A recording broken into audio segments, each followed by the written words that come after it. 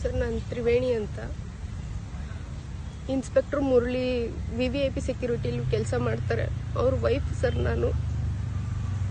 ಅವ್ರೇನು ದುಡ್ಡಿನ ಆಸೆಗೋ ಏನೋ ಗೊತ್ತಿಲ್ಲ, ಬೇರೆ ಯಾರ ಜೊತೆ ನಾವು ಮಾತಾಡ್ಕೊಂಡು ಬೇರೆ ಬೇರೆ ಹುಡುಗಿರ ಜೊತೆ ಎಲ್ಲ 3 ವರ್ಷದ ಹಿಂದೆಯಿಂದನೂ ಮನೆಗೆ ಬರೋದನ್ನ ಸ್ಟಾಪ್ ಮಾಡಿದ್ರು ಸರ್ ಅವರು. ನಾನು ಎಲ್ಲ ಕಡೆ ಎಲ್ಲ ಪೊಲೀಸ್ ಸ್ಟೇಷನ್ಗೂ ಹೋಗಿದ್ದೀನಿ ಸರ್. ಹಾರೋಳಿಲಿ ವರ್ಕ್ ಮಾಡ್ತಿದ್ರು ಅವರು. ಹಾರೋಳಿಲಿ ವರ್ಕ್ ಮಾಡ್ತಿರುವಾಗ ಅಲ್ಲಿಂದ ಸರ್ಕಲ್ ಇನ್ಸ್ಪೆಕ್ಟರ್ ಗಿರೀಶ್ ಸರ್ ಹತ್ರ ಹೋಗಿ 100 ಸತಿ ಮಾತಾಡಿದೀನಿ ಸರ್. ಹೆಂಗಾದ್ರೂ ಮಾಡಿ ಮನೆಗೆ ಕರ್ಸಿ ಸರ್, ಮಾತಾಡಿಸಿ ಮಾತಾಡಿಸಿ ಮಾತಾಡಿಸಿ ಅಂತ. ಒಂದಿನಕ್ಕೂ ಬಂದು ಮಾತಾಡಿಲ್ಲ ಸರ್ ಅವರು. ಹಂಗೇನೆ DYSP ಮೋಹನ್ ಸರ್ ಹತ್ರ ಕೇಳಿದೆ ಸರ್ ಹೋಗಿ, ಅವ್ರ ಹತ್ರನೂ ಒಂದ್ಸರಿನೂ ಬಂದು ಮಾತಾಡಿಲ್ಲ ಸರ್ ಅವರು. ಅಲ್ಲಿ SP ಗಿರೀಶ್ ಸರ್ ಇದ್ರು ಸರ್, ಅವ್ರ ಹತ್ರ ಹೋಗಿ ಮಾತಾಡಿದೆ ಸರ್. ಒಂದಿನಕ್ಕೂ SP ಸಾಹೇಬ್ರು ಕರೀತಿದ್ದಾರೆ ಅಂತನೂ ಇನ್ಸ್ಪೆಕ್ಟರ್ ಆಗಿದ್ರು ಬಂದು ಒಂದಿನ ಮಾತಾಡ್ಲಿಲ್ಲ ಸರ್. ನನ್ನ ಪ್ರಾಬ್ಲಮ್ ಏನು ಅಂತ ಕೇಳಲಿಲ್ಲ ಸರ್ ಅವರು. ಮನೆಗೆ ಯಾಕೆ ಬರ್ತಿಲ್ಲ ಅಂತ ಸರ್ ಕರೆದ್ರು ಒಂದೇ ಒಂದ್ಸರಿನೂ ಬಂದು ರೆಸ್ಪಾನ್ಸ್ ಮಾಡ್ಲಿಲ್ಲ ಸರ್. ಬೇರೆ ಯಾವ್ದೋ ಕೇಸ್ ಮೇಲೆ ಕರೆಸ್ತಾರೆ ಸರ್. SP ಗಿರೀಶ್ ಸರ್ ಬೇರೆ ಯಾವ್ದೋ ಕೇಸ್ ಮೇಲೆ ಆ ಕೋರ್ಟ್ ಒಳಗಡೆ ನನ್ನನ್ನು ಕರೆಸಿ ಮೊದಲು ಅವ್ರ ಚೇಂಬರ್ ಒಳಗಡೆ ಕೂರಿಸ್ಕೊಂಡು ಆಮೇಲೆ ಮುರಳಿ ಅವ್ರನ್ನ ಯಾವ್ದೋ ಕೇಸ್ ಇದೆ ಅಂತ ಕರೆಸಿ ಮಾತಾಡಿದ್ರು ಸರ್. ಅವತ್ತೆಲ್ಲ ನಾವು ನಮ್ಮ ಅತ್ತೆ ಮಾವ ಎಲ್ಲ ಒಟ್ಟಿಗೆ ಇದ್ವಿ ಸರ್. ನಾನು ಹೋಗಿ ಅಲ್ಲಿಗೆ ನಮ್ಮತ್ತೆ ಮಾವ ನಾವೆಲ್ಲರೂ ಚೆನ್ನಾಗಿದೀವಿ, ಮುರಳಿ ಮಾತ್ರ ಬರ್ತಿಲ್ಲ ಅಂತ ಹೇಳಿದ ತಕ್ಷಣ ಮುರಳಿಗೆ ಗೊತ್ತಾಯ್ತು ಅನ್ಸುತ್ತೆ ಏನ್ ಮಾಡ್ಬೇಕು ಅಂತ. ನಮ್ಮತ್ತೆ ಮಾವಂಗೆ ಹೇಳ್ಕೊಡ್ತಾರೆ ಅವರು ಸರ್, ಇವಳು ನಮ್ಮ ಮನೆಗೆ ಸೇರಿಸ್ಬೇಡಿ ಅಂತ. ಅಲ್ಲಿಂದ ಅವ್ರು ಒಂದು ತೀರ್ಮಾನ ಮಾಡಿ ಕಳ್ಸಿದ್ರು ಸರ್, ಜಿಗ್ನಿ ಮನೇಲಿ ಹೋಗಿ ನೀವಿರಿ ನೀವು. ಮುರಳಿ ಒಂದ್ ವಾರಕ್ಕೊಂದ್ಸತಿ ಆದ್ರೂ ಮನೆಗ್ ಬಂದು ಹೋಗ್ತಾರೆ ಅಂತ ನಾನು ನನ್ನ ಮಕ್ಕಳು ಅಲ್ಲಿ ಹೋಗಿ ಜಿಗ್ನಿ ಮನೇಲಿ ಇದ್ವಿ ಸರ್. 1 ತಿಂಗಳಿದ್ರು ಮುರಳಿ ಒಂದಿನ ನೋಡಕ್ ಬರ್ಲಿಲ್ಲ ಸರ್. ಅಕ್ಕಪಕ್ಕದಲ್ಲಿರೋರೆಲ್ಲ ಕೇಳ್ತಾರೆ, ಎಲ್ಲೋದ್ರು ನಿಮ್ಮ ಹಸ್ಬೆಂಡ್, ನಿಮ್ಮ ಯಾರು ಯಾಕೆ ಬರ್ತಿಲ್ಲ, ನೀವ್ ಯಾಕೆ ಹೀಗಿದ್ದೀರಾ ಮೇಡಮ್ ಅಂತ ಕೇಳ್ತಾರೆ. ಏನ್ ಮಾಡ್ಬೇಕು ಗೊತ್ತಿಲ್ಲ ಸರ್. ಅಲ್ಲಿಂದ ಮತ್ತೆ KR ನಗರಕ್ಕೆ ಹೋದೆ ಸರ್, ಮತ್ತೆ ಬಾವನ ಹತ್ರಕ್ಕೆ. ಅವ್ರು ಹೇಳಿದ್ರು, ಮಕ್ಕಳನ್ನ ಇಲ್ಲೇ ಬಿಟ್ಬಿಡು ಮಗ, ನೀನು ಹೆಂಗಾರು ಮಾಡಿ ಮುರಳಿನ ಕರ್ಕೊಂಬ, ಮತ್ತೆ SP ಆಫೀಸಿಗೆ ಹೋಗು ಅಂತ ಕಳ್ಸಿದ್ರು ಸರ್. ಅಲ್ಲಿಂದ ಮಕ್ಳು ಬಿಟ್ಟು ನಾನು ಇಲ್ಲಿಗೆ ಬಂದ್ರೆ ಮಕ್ಳನ್ನ ಕರ್ಕೊಂಡು ಹೋಗಿ ಅವ್ರ ಅಕ್ಕನ ಮನೇಲಿ ಅಲ್ಲಿ ಇಲ್ಲಿ ಬೇರೆ ಕಡೆ ಎಲ್ಲ ಕಡೆನೂ ಶಿಫ್ಟ್ ಮಾಡಿಸ್ತಾರೆ ಸರ್ ಮಕ್ಳನ್ನ. ಅವತ್ತಿಂದ ಇವತ್ತಿನವರೆಗೂ ನನಗೆ ನನ್ನ ಮಕ್ಳನ್ನ ನೋಡಕ್ ಅವಕಾಶ ಮಾಡಿಕೊಟ್ಟಿಲ್ಲ ಸರ್. ನನ್ ಮೇಲೆ ಸುಳ್ಳು NCR ಫೈಲ್ ಮಾಡಿಸ್ತಾರೆ ಸರ್. ಎಲ್ಲಿ ಜಿಗ್ನಿ ಪೊಲೀಸ್ ಸ್ಟೇಷನ್ ಅಲ್ಲಿ ಸುಳ್ಳು NCR ಫೈಲ್ ಮಾಡಿಸ್ತಾರೆ ಸರ್. ನನಗೇನು ವಿಷಯನೇ ಗೊತ್ತಿಲ್ಲ. ಹೋಗಿ ಡಿವೋರ್ಸಿಗೆ ಅಪ್ಲೈ ಮಾಡ್ತಾರೆ ಸರ್ ಇವರು. ನನಗೆ ಏನ್ ಮಾಡ್ಬೇಕು ಅಂತ ಗೊತ್ತಿಲ್ಲ. ಎಲ್ಲಾರ ಹತ್ರನು ಹೋದೆ. ಅಷ್ಟ್ರ ಒಳಗಡೆ SP ಗಿರೀಶ್ ಸರ್ ಚೇಂಜ್ ಆದ್ರು ಸರ್. ಅಲ್ಲಿ SP ಇನ್ನೊಬ್ರು ಬೇರೆ SP ಬಂದ್ರು ಸರ್ ಅಲ್ಲಿಗೆ.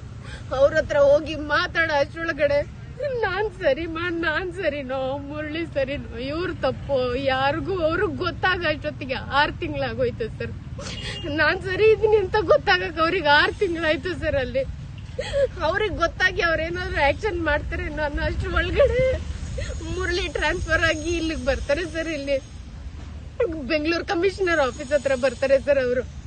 ಮತ್ತೆ ಅಲ್ಲಿಂದ ವಾಪಸ್ ಕಮಿಷನರ್ ಆಫೀಸಿಗೆ ಸುತ್ತಕ್ ಶುರು ಮಾಡಿದೆ ಸರ್. ನಾನು ಇಲ್ಲಿ ಬೆಂಗಳೂರಲ್ಲಿ ಅವ್ರ ಹತ್ರ ಹೋಗೋದು ಸರ್ ಹತ್ರ ಯಾರೋ ಮಂಜುನಾಥ್ ಸರ್ 100 ಸರಿ ಹೋಗಿದ್ದೀನಿ ಸರ್. ಮಂಜುನಾಥ್ ಸರ್ ಹತ್ರ ಅವರು ಕರೆಸಿ ಹೇಳಿದ್ರು, ಮಾತಾಡಿದ್ರು. ತನ್ವೀರ್ ಸರ್ ಹತ್ರ ಹೋಗಿದ್ದೀನಿ ಸರ್. ಅಲ್ಲಿರೋ ಎಲ್ಲ ಮೇಡಮ್ ಎಲ್ಲ PC-ಗಳು ಸರ್ ಒಬ್ರಲ್ಲ ಸರ್, ಎಲ್ಲಾರ ಕಾಲು ಹಿಡಿದು ಬಿಟ್ಟಿದೀನಿ. ಹೆಂಗಾದ್ರೂ ಮಾಡಿ ಮುರಳಿನ ಸರಿ ಮಾಡ್ಕೊಡಿ ಮಾತಾಡಿ ಅಂತ ಸರ್. ಯಾವ್ದಕ್ಕೂ ಒಂದು ರೆಸ್ಪಾನ್ಸ್ ಇಲ್ಲ ಸರ್. ನನಗೆ ಒಂದೇ ಒಂದು ರೆಸ್ಪಾನ್ಸ್ ಇಲ್ಲ ಸರ್. ನನಗೆ ಏನ್ ಮಾಡ್ಬೇಕು ಅಂತ ಗೊತ್ತಿಲ್ಲ ಸರ್. ಆದ್ರೂ ಪರಮೇಶ್ವರ್ ಅವರು PA ಹತ್ರ ಹೋದೆ ಸರ್. ಒಂದಿನ ನಾನು ಎಲ್ಲಿಗೆ ಹೋಗ್ಬೇಕು ಗೊತ್ತಿಲ್ಲ ಸರ್, ಆದ್ರೂ ಹುಡ್ಕೊಂಡು ಹೋದೆ. ಅವ್ರ ಹತ್ರನು ಮಾತಾಡಿದೆ ಸರ್. ನಾನು ಸರ್ ಬಿಸಿ ಇರ್ತಾರೆ ಇವಾಗ ಮಾತಾಡಕ್ ಆಗಲ್ಲ. ಅವರು ಮಂಜುನಾಥ್ ಸರಿಗೆ ಫೋನ್ ಮಾಡಿ ಮಾತಾಡಿದ್ರು ಸರ್, ಏನಿದು ಇಶ್ಯೂ ಸಾಲ್ವ್ ಮಾಡಿ ಅಂತ. ಅವ್ರು ಏನಂದ್ರೋ ಏನೋ ಗೊತ್ತಿಲ್ಲ ಸರ್. ಯಾರು ಹೆಲ್ಪ್ ಮಾಡಕ್ ರೆಡಿ ಇಲ್ಲ ಸರ್ ನನಗೆ ಸರ್. ನನ್ ಮಕ್ಳನ್ನ ನೋಡಕ್ ಬಿಡಲ್ಲ ಸರ್ ಇವರು. ಮುರಳಿ ಮನೆಗ್ ಬರಲ್ಲ ಸರ್. ನಾವೊಂದ್ ಸಣ್ಣ ಕುಟುಂಬದಿಂದ ಮರ್ಯಾದೆಯಿಂದ ಬೆಳ್ಕೊಂಡ್ ಬಂದಿರೋರು ಸರ್. ಪ್ರತಿದಿನ ಹುಟ್ಟಿ ಸತ್ತು ದಿನಕ್ಕೆ 20 ಸತಿ ಹುಟ್ಟಿ ಸಾಯ್ತೀನಿ ಸರ್. ನಾನು ಒಂದ್ಸತಿ ಸಾಯಿ ಅಂತ ಹೇಳಿದ್ರೆ ಸತ್ತೋಗ್ಬಿಡ್ತೀನಿ ಸರ್. ಈ ಕಷ್ಟ ಸಾಕಾಗಿ ಹೋಗಿದೆ ಸರ್ ನನಗೆ.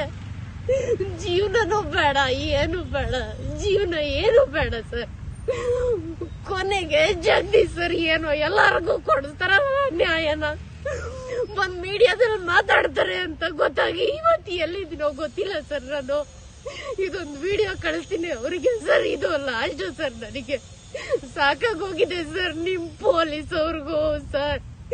ನಾನೊಬ್ಬ ಇನ್ಸ್ಪೆಕ್ಟರ್ ಮದುವೆ ಆಗಿ ಸರ್ ಒಬ್ರು ಹೆಣ್ಮಕ್ಳಿಗೆ ತೊಂದರೆ ಅಂದ್ರೆ ಸರ್ ನಾನು SP ಆಫೀಸಿಗೆ ಎಷ್ಟು ಸತಿ ಅಲ್ದಿದ್ದೀನಿ ಅಂತ ನಾನ್ ಹೇಳಿರೋ ಎಲ್ಲ ಆಫೀಸರ್ಸ್ ಕೇಳಿ ಸರ್. ನಾನ್ ಕೇಳ್ಕೊಂಡಿರೋದು ಒಂದೇ ಸರ್, 3 ವರ್ಷದಿಂದ ಒಂದ್ಸತಿ ಕರ್ಸಿ ಮುರಳಿ ಹತ್ರ ಮಾತಾಡ್ಸಿ ಸರ್, ಒಂದ್ಸತಿ ಕರ್ಸಿ ಸರ್, ಕೌನ್ಸಿಲಿಂಗ್ ಮಾಡಿ ಸರ್, ಅವರಿಗೆ ಹೆಂಗೋ ನನ್ ಸಂಸಾರ ಸರಿ ಮಾಡ್ಕೊಡಿ ಸರ್ ಅಂತ. ಇದನ್ನ ಯಾರ ಕೈಲೂ ಮಾಡಕ್ಕೂ ಆಗಿಲ್ಲ ಸರ್. ಯಾರ ಮಾತನ್ನು ಅವ್ರು ಕೇಳೋದು ಇಲ್ಲ ಸರ್. ಬರೀ ದುಡ್ಡು ದುಡ್ಡು ದುಡ್ಡು ದುಡ್ಡು ಸರ್. ಇವತ್ ನನ್ ಮಾಂಗಲ್ಯ ಇಲ್ಲ ಸರ್. ಇವತ್ತು ಇದು ಆರ್ಟಿಫಿಷಿಯಲ್ ತಾಳಿ ಹಾಕೊಂಡ್ ಓಡಾಡ್ತೀನಿ ನಾನು.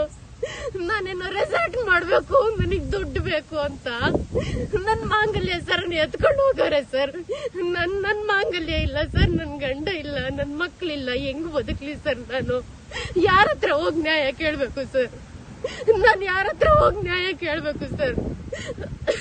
ನನಗೆ ಏನ್ ಮಾಡ್ಬೇಕು ಅಂತ ಗೊತ್ತಿಲ್ಲ ಸರ್. ಇದೊಂದು ವಿಡಿಯೋ ಮಾಡಿ ಕಳಿಸ್ತೀನಿ ಸರ್.